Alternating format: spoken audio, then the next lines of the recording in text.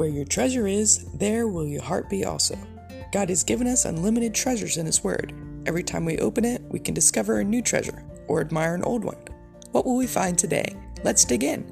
Here's Carla Early with Treasure Hunt in the Word.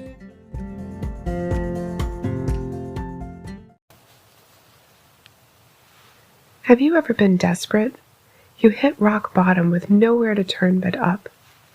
You had a need no one could meet but God. You didn't know what to do, but God made a way. 2 Kings 5 and 6 tells a story of a desperate man, one who had nowhere to turn. He started out as a great and honorable man, respected by his king, a mighty, courageous warrior, the commander of the Syrian army, which would make him an enemy of Israel and of Israel's God, right? Well, no. Verse 1 tells us that the Lord had given him victory. That's how he became a great and honorable man, respected by his king. But he had leprosy, the most dreaded disease of that time. No cure, no hope. But then a girl from Israel, one who he had captured in one of those raids that God gave him victory in, mentioned a prophet in Samaria who could heal him. Naaman was really grasping at straws here. On the word of a captive child, he went to the king of Syria. The king was desperate too, and readily agreed that he should make the trip to Israel to consult with this prophet. He even sent a letter to the king of Israel, asking for this healing. The Syrian king probably thought if this prophet was famous enough for a slave girl to know about him, surely the king of Israel knew him and had him in his court. But King Jehoram, upon receiving the letter, totally freaked out. He couldn't heal Naaman. He tore his clothes and cried, "Am I God? I can't heal leprosy." He figured that the king of Syria was trying to pick a fight with him. On a side note, don't we do that?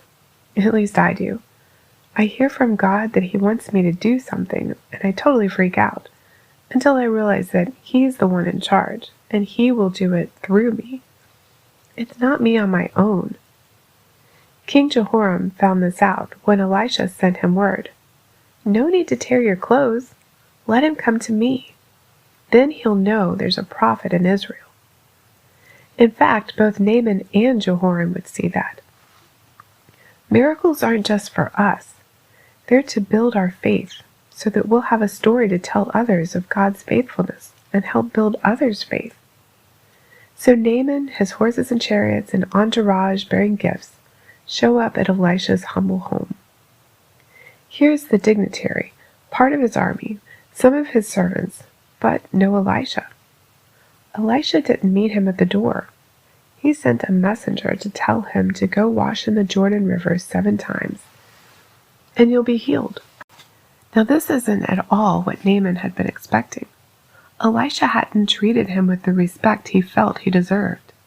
He didn't come out, touch him, do some sort of mystical ceremony, say some magic words, or even pray to his God for healing.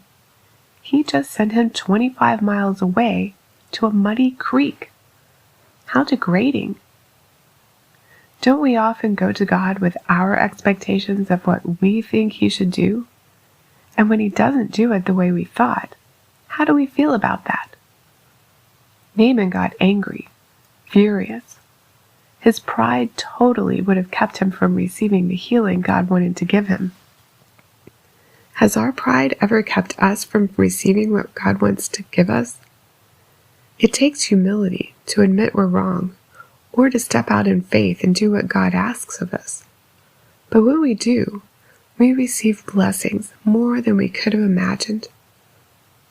Naaman's servant gently talked him into obedience. He said, "My father, if the prophet told you to do something great, would you not have done it? How much more then when he says to you, 'Wash and be clean'?" You know, we all need a friend like that who will speak sense into our lives, calm us, and give us wise counsel. We also need to be a friend like that to others. So the entourage traveled to the Jordan. Naaman dipped 7 times and came out with his body completely restored, like new. Naaman got his life back. When we obey, God works. Do you have some way that you need to obey the Lord today? It might be something small, but it would be a step of faith. Humble obedience leads to blessing. Will you, like Naaman, put pride to one side and obey the Lord? You can contact us at treasurehuntintheword@gmail.com. We'd love to hear the treasures God has given you through His Word. You can listen to other episodes at our website, which you can find in the description below. Thanks for listening, and remember, where your treasure is, there will your heart be also.